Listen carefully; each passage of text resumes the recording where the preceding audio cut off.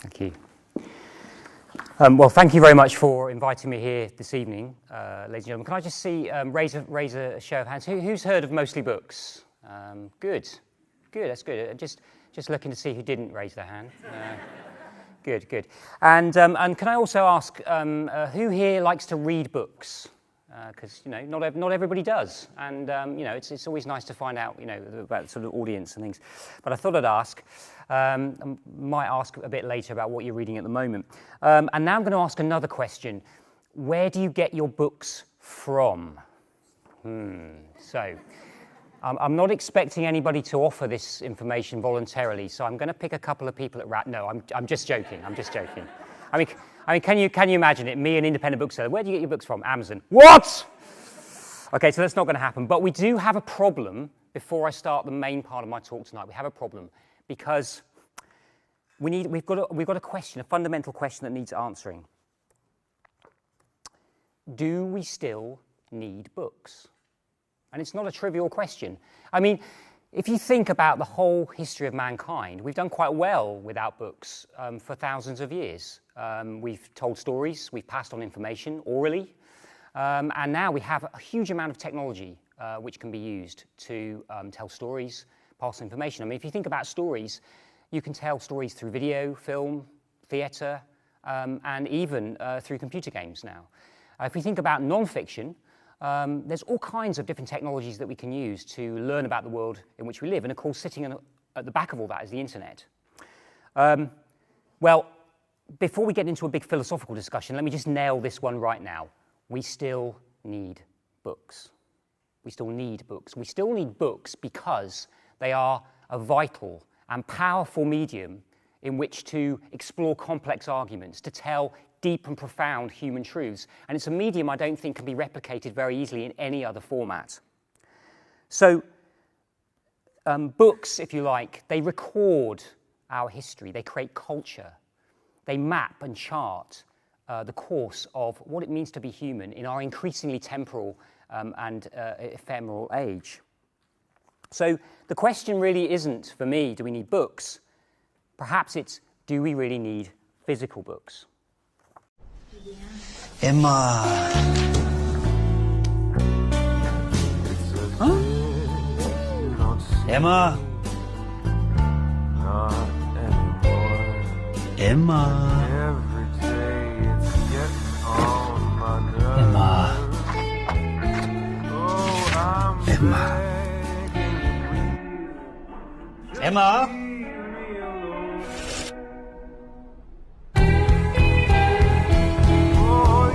Nouveau le trèfle maxifeuille, vraiment plus large. Well, obviously when I saw that advert first, I found it terrifically amusing. But like most stuff, superficially amusing stuff on the web, when I got thinking about it, I had a bit of a trouble. And I had the trouble actually with the toilet paper aspect of it. I mean, when you think about it, it's only modern westernized societies that use toilet paper.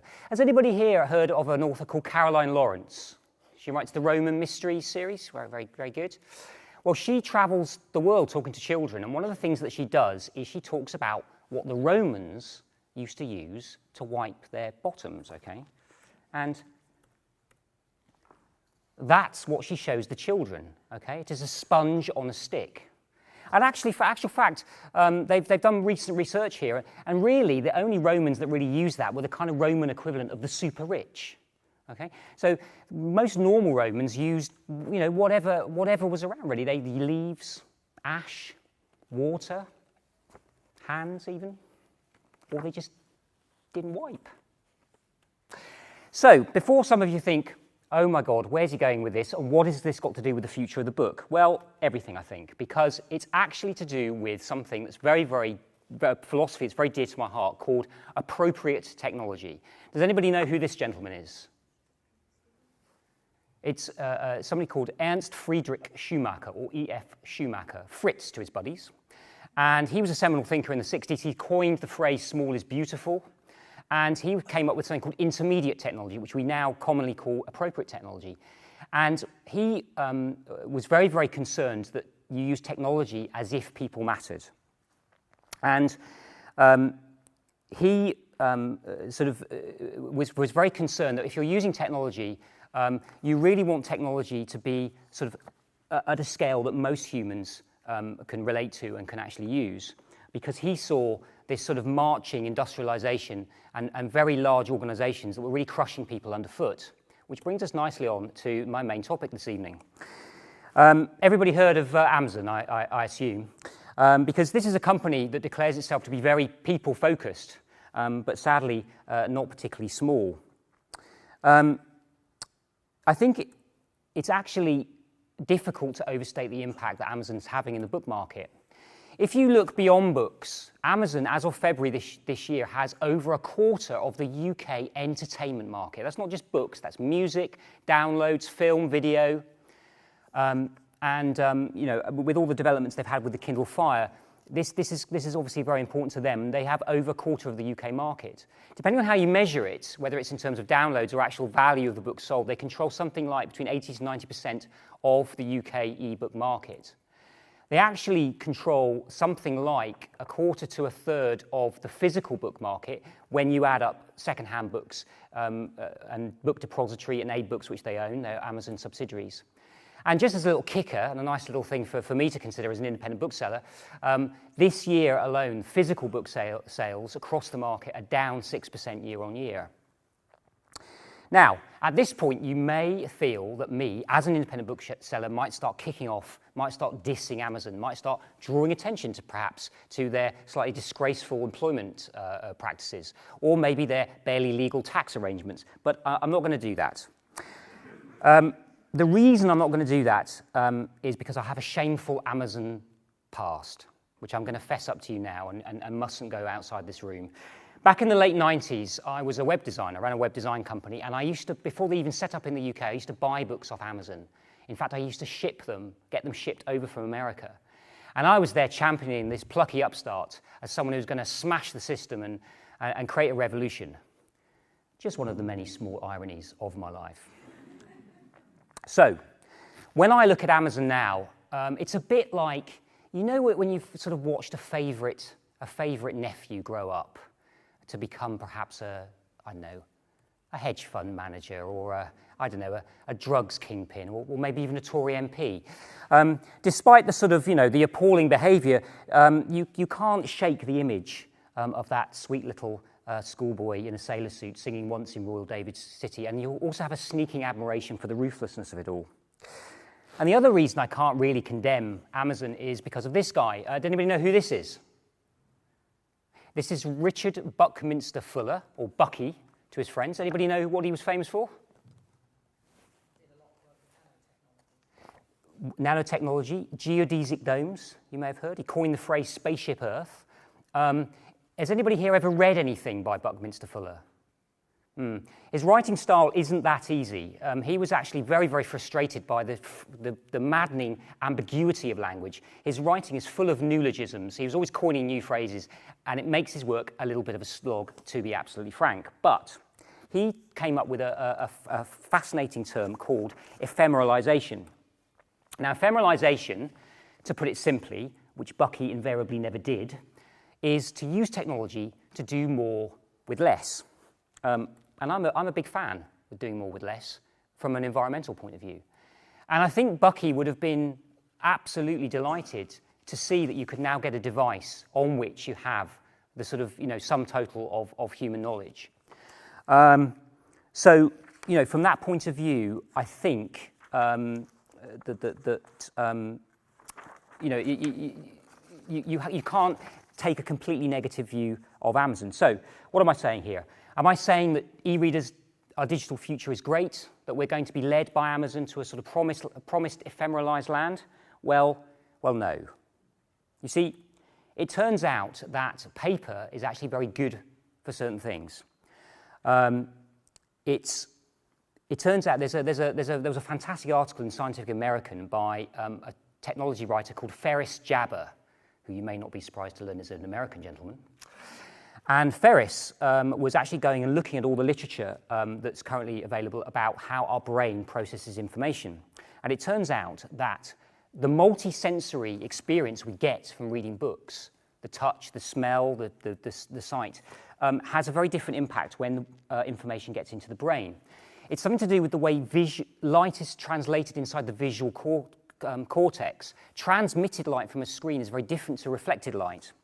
Also, we have previous with technology. We come to technology with a previous relationship.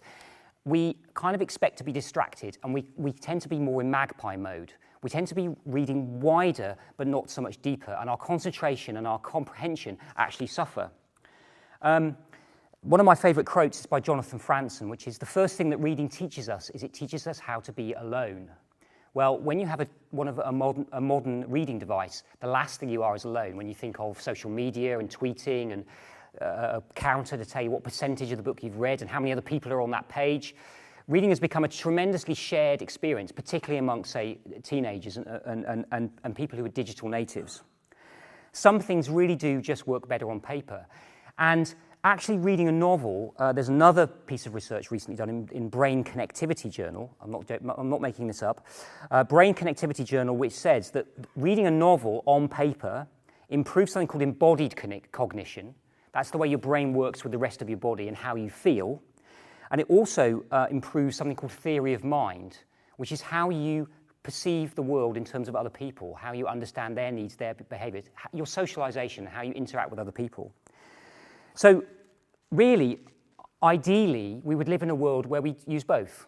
Perhaps we have our e-readers when we travel, but we read books when we want to get better understanding, and we actually want to drop off the grid. It's kind of an intuitive feeling to drop off the grid, to take a book so you're not being tracked or monitored and you're not kind of part of that stream of information we seem to live in.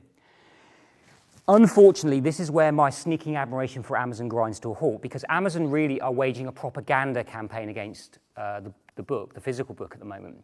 And because they're so good and so relentless, there's a real danger they will win. And when you see stuff, they're usually things like e-books are outselling hardbacks or e-books are outselling physical books. Yes, they're outselling physical books on Amazon, but the last time I looked, books still make up something like 90% plus of books that are sold around the world. Now, at this point, I'd like to bring in Jeff Bezos, who's the founder of Amazon, who's often equated, his sort of principles and values are often equated with Amazon itself. Now, it's very, very easy to characterize Bezos as some kind of sinister sort of Bond villain. So why don't we do that now? Let's just see what boxes we tick here. Well, he's obviously a zillionaire. He's got a lot of money. He owns his own newspaper. Rumour has it he's about to buy a very big existing publisher. He's always talking about being at war. It's one of the favourite topics internally. Amazon is at war. And that's how everybody's thinking. And he also uses the phrase day one. So it's always day one at Amazon. All the buildings are day one north, day one south. It's supposed to foster a sort of a continual startup mentality. For me, it has nasty historical echoes of year zero. Anyone? Also, he believes all humans should move into space and so turn Earth into a large sort of eco-reserve. And he's also building his own space rocket. Now, as far as I'm concerned, that ticks one too many of those kind of Bond villain boxes for me to be comfortable with. You see, the reality is that Amazon don't really care about physical books. And to be honest, they don't really care about all books. What I mean by that is, do you remember that 26% entertainment market? They don't care as long as you're consuming some sort of entertainment through Amazon. They don't really care whether it's books or music or film or streaming media or whatever. As long as you're consuming entertainment, that's fine by them. This means we cannot trust or allow Amazon to dictate the future of the book. Now, this is another one of my heroes. No one's going to know who this is. Anybody know who this is? No, it's a guy called Alan Kay. He's a programmer. He did a lot of work on the original Windows interface at PARC in the 1970s. He also coined the phrase object-oriented programming. He's one of the people who we can track the phrase, the best way to predict the future is to invent it. And unfortunately, Amazon is really inventing a future where the book really doesn't feature, in my honest opinion. What's quite sad about this is Amazon is not all bad. It's just powerful, and I think it's misusing its power. If you look at what Amazon has done, it's actually broken the traditional stranglehold that publishers and agents have on who gets published. And this is actually a very good thing. It's allowed more authors to publish in more niches and make more money than they would have done if they'd gone with traditional publishers. There's a real revolution going on. I mean, if you think about back to Microsoft when they were at their zenith and in the 1980s, they were a powerful company and they broke a lot of eggs to make omelettes. Amazon's created this sort of massive marketplace of ideas and energy, and they have a lot of problems. There's a lot of piracy, people just ripping off ebooks, and Amazon never checks. There's a lot of bullying of authors who don't agree sometimes with what Amazon's doing or other authors are doing.